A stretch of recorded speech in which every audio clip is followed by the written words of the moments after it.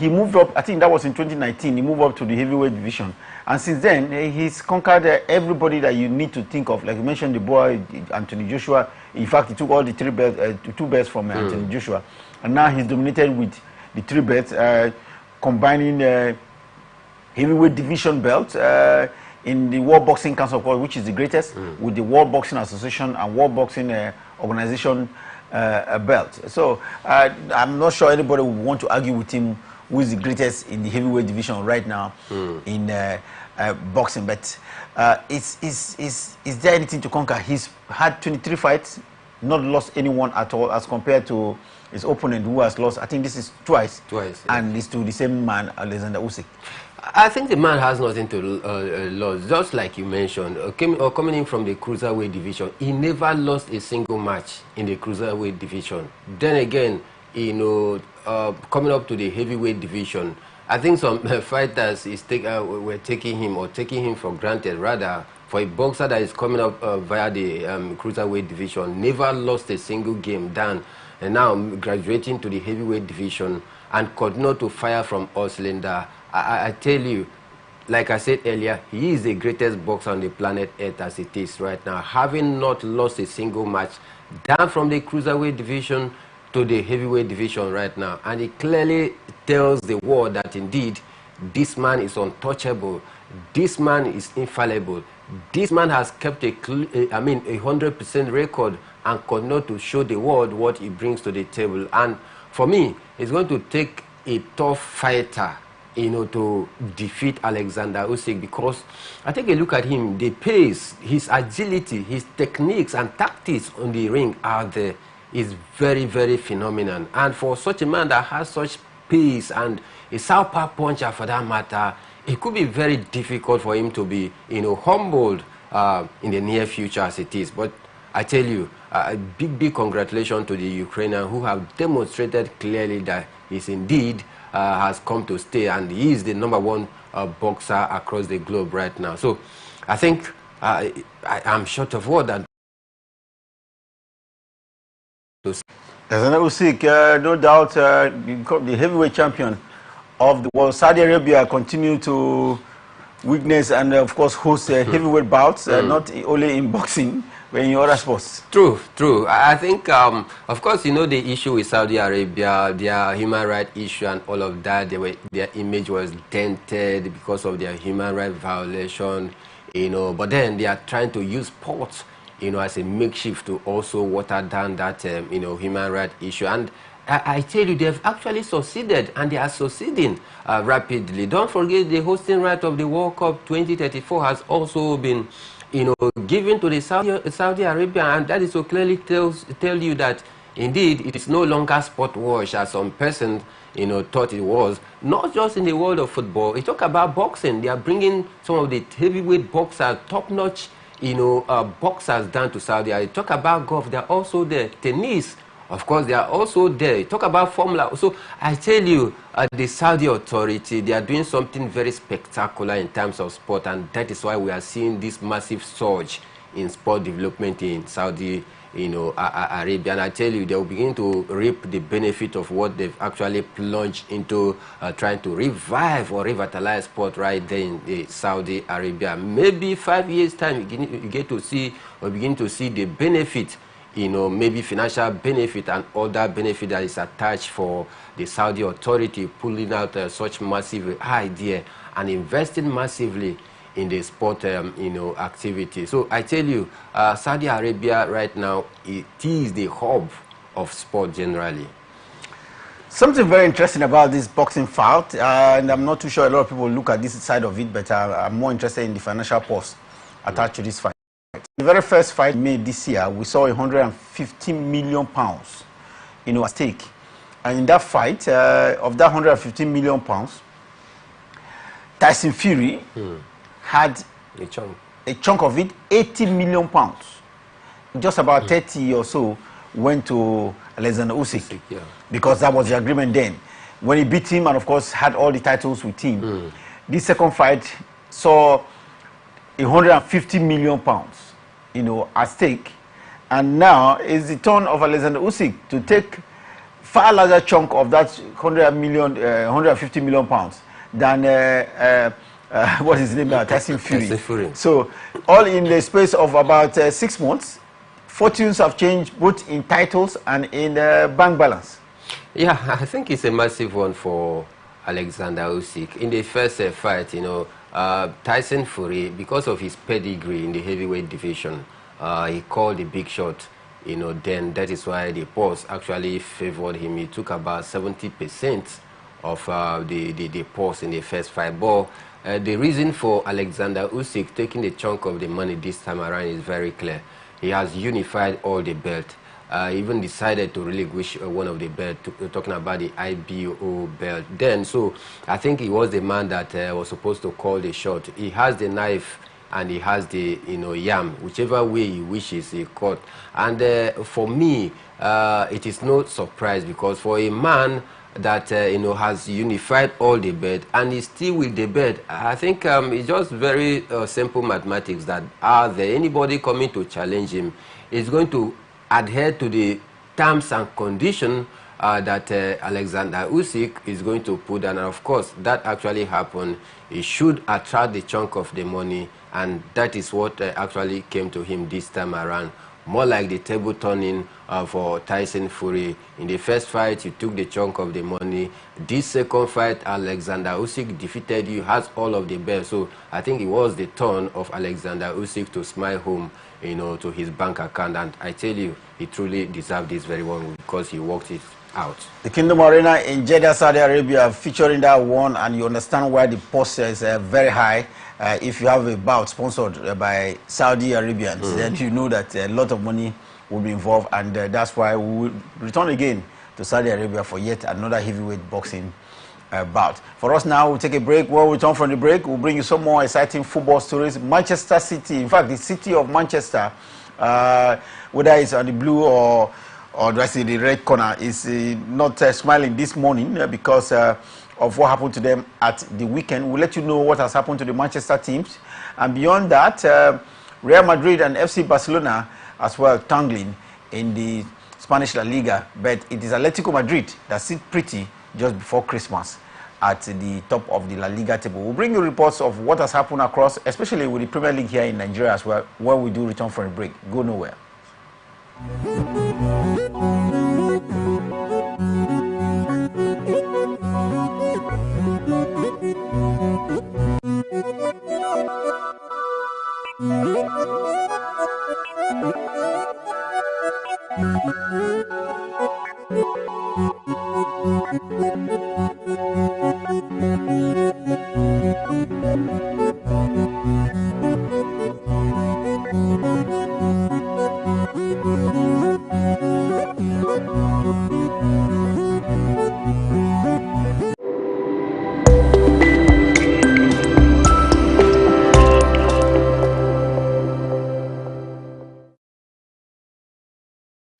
From the lines across the ocean to the land beyond the mountains, through the Sahara, we bring all the sport news, live analysis, expert discussions on trending stories in politics, business, socio-economic, sports, and documentaries. So catch all the updates on the happenings around the globe.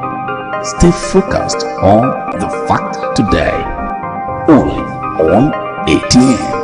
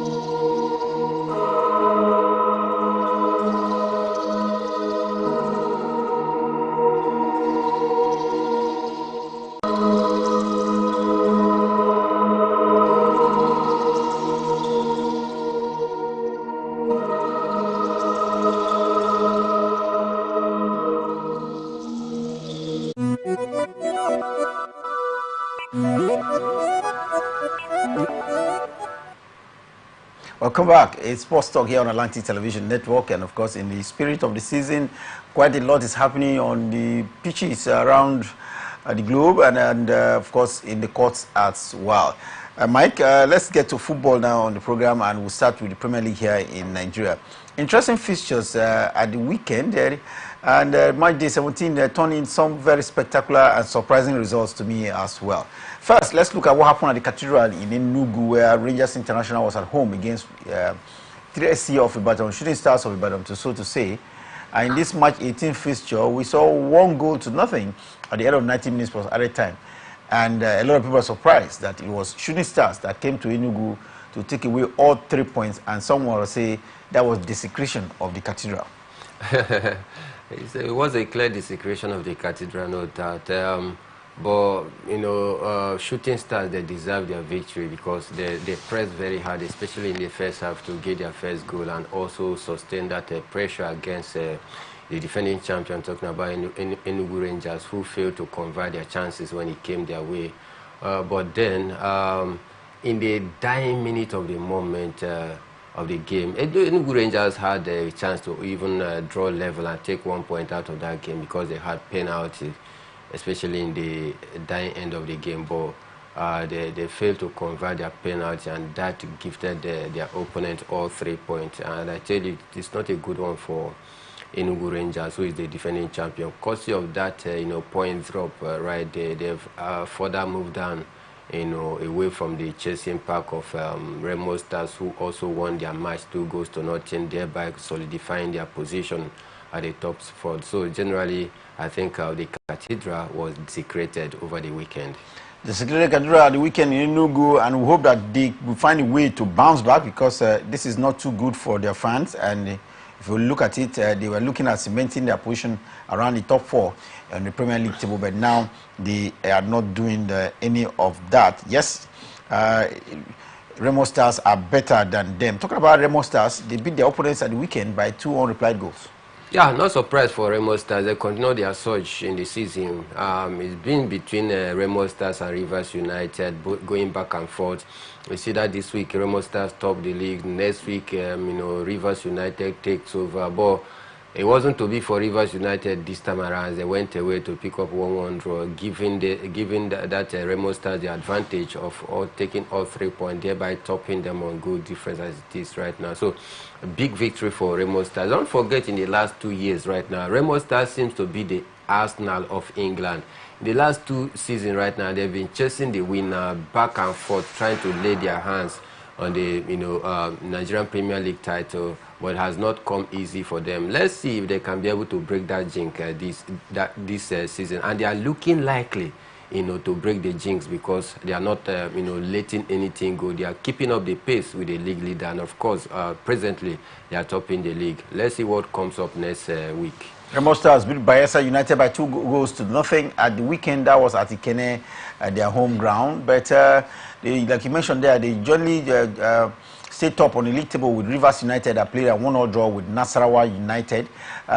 Both teams have 33 points at the end, but Remo is better than Rivers United just by goal difference. So it's not who will keep seeing what happens at the course of the festive period, because there are a lot of matches coming up within the festive period.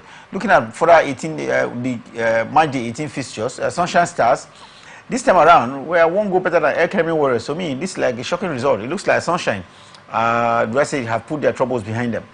It's looking likely, but we can't just use this one game, one result to start to judge them and say maybe they've... We've seen them lose a couple of games at home. Yeah, no doubt. I think winning by a slim margin is not that convincing to me. We get to see if they get to win their next match, maybe possibly in their next 3 games, then I'll be totally convinced that it looks as though the sun is actually shining on Sunshine right now. But I think it's a great one for them to pick all 3 points. That is all that matters. All that matters at the Canopilla Stadium was the second goal scored by Ahmed Musa, the former Super Eagles captain. He scored that goal at the last kick of the game against Niger Tornadoes, and there was such a rapture, so to say, at the Canopilla Stadium in Kano. Massive one for Kano Pillar. I think they've been doing good of late, and also, thanks to the injection of the Super Eagles captain, who brings in the wealth of experience down to, Kano Pillar. Then again, the iconic Rabi Ali, the oldest player in the Nigerian Professional League, they're also firing from all cylinders. A good one for Kano Pillars. Let's hope that they keep up this pace going. Rangers Insurance of Benin seem to have been resurgent as well, because they beat Lubi Stars by 1-0. In Umuahia, it was Abia Warriors that spanked Ikorodu City by 2 unreplied goals, and Abia Warriors now beginning to egg points, both home and away.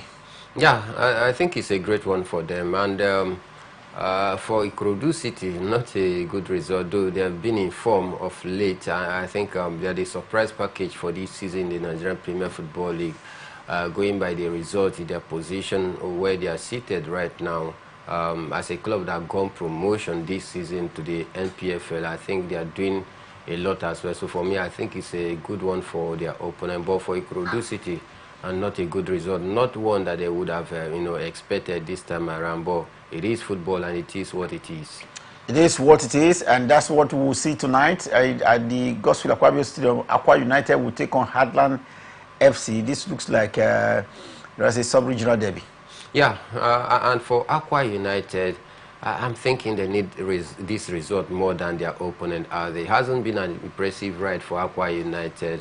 It's been a blip in form for them. Since from the start of the season, they've actually battled, to see if they can keep up with the pace or the pressure of the league. We saw their manager also training the towel the other day. I mean, the whole thing for Aqua United is, disunited as it is right now. So I think this evening they need all 3 points, at least to give their fans something to be hopeful. Aqua United still remain the only club representing the entire Aqua Cross. You can't forget that Calabar Rovers got relegated many years ago, not been able to bounce back. Then for Aqua United, they have their sister club who also got relegated as well. So remaining only Aqua United in the entire Aqua Cross to carry the flag of that that region down to the Nigerian Premier Football. Look as though they may likely go to relegation this season, going by their poor performance. Though you may say it is an early call to make, but I tell you, they need to start getting positive results if they truly want to stay afloat the Nigerian Premier Football League. If the league were to end today, Aqua United will be relegated because they are the last place team, 20th place team on the Premier League table here in Nigeria. But I wish they can begin to garner points for them to be out of the relegation zone. So many games to come, so the Silvers have a chance of not ensuring that they are relegated, same way we saw of their sister team. Meanwhile, let's go to the continent now, and Ghana, they hosted the Wafu B Under-17 Girls Cup competition, and we saw the final yesterday, and it ended 5-4 on penalty, seeing the Nigerian girls being beaten at that Pram Stadium in Accra, Ghana. It is always an intense battle between the Nigerian team and the Ghanaians in whatever competition. We just talked about the golf issue earlier on in the show. This time around, going to the underage football, women under 17. The Ghanaians, they came out gun blazing in the first half, scoring 2 quick goals as well. But our girls, came back into the game, also were able to level, score. They equalized all those 2 goals, and we headed to penalty shootouts. And in the game of penalty shootouts, it is a game that anything can happen. The Ghanaians, they converted all their 5 penalties while we missed one of our penalties. But then I think it is what it is. In football, it's either you take 1 result or 2 or 3 results. It's either you win, you lose, or you draw. And this time around, it looked as though our effort weren't good enough, and that is why the Ghanaians, they had a better of us. Well, congratulations to the Ghanaian girls, under 17 girls, Wafu B tournament winners for 2024. Now let's quickly go across to Europe and look at what happened in Europe, because there's quite a lot of action out there in Europe. But just before we go, well, it's still in Europe. One man is in the news, Victor Osimhen, scoring multiple goals. Yeah, after bouncing back from that little injury he had, he was able to also, spearhead the attack of Galatasaray, scoring the first goal in the very 4th minute, and he went on to score another to make it 2 goals. I think for me, he has about 12 goals right now, 5 assists in as many games that he has played for Galatasaray. I think the man is in form. And no wonder Okan Burak, the coach of Galatasaray, is also showering encomium and speaking glowingly about Victor Osimhen and the possibility of keeping him in this January transfer so that he sees till the end of the season. But I tell you, courtesy of his performance out there, many clubs are also keen up for his signatures. Clubs like we hear Napoli, Paris Saint-Germain, the likes of Manchester United even. So I think it's going to be a great one. Let him continue to bang in the goals and let's see what happens at the end of the season. We'll keep our fingers crossed on that, and look at how other Nigerians have performed across Europe last weekend. Ademola Lookman was in Marrakesh, Morocco, to collect his top prize as the best player in African football. Now he went across to his side in Atalanta and helped his club side to bounce back to the top of the Serie A. Mike, we saw him score a goal in the match that saw Atalanta win Empoli by 3 goals to 2. This man can't stop scoring. Talking about Ademola Lookman. No, he can't. He can't. I think after picking up that African Footballer of the Year award, then in that very match against Empoli, he also paraded, his trophy before the start of the game. And the very way, or the only possible way for him to cap it all was to score, to find the back of the net, which he did in a familiar fashion because he has been in form this season. So I tell you, for Ademola Lookman, I think this is his season, this is his period. This is his prime time. I need to take it very serious. By going further, if we can also, propel Atlanta to win the league this season, I think it's going to be a massive feat, and he even stand a chance of winning the African Footballer of the Year back-to-back. If you go by what he's doing so far this season, I think, the man is in the best form of his life, and I tell you, Atlanta is going to benefit a lot if they continue to hold him at this high esteem and possibly fight for the league this time around. Let's quickly stay away from England now and go to from Italy now and go to England, where Manchester, either side of Manchester, is in turmoil. In fact, they didn't sleep well last night, if you ask me, because Aston Villa, playing at the Villa Park, beat Manchester City by 2 goals to 1. Manchester City, match number 12, won only 1, drawn 2. What is going on? Manchester City out of the top 10 in the Premier League table. Very disappointing, very, very disappointing. And you look as though Pep Guardiola is still unable to find a missing saw out there. And I tell you, if the league were to end as it is right now, Manchester City surprisingly wouldn't make it to the Champions League. And that is how bad, their form has been so far this season.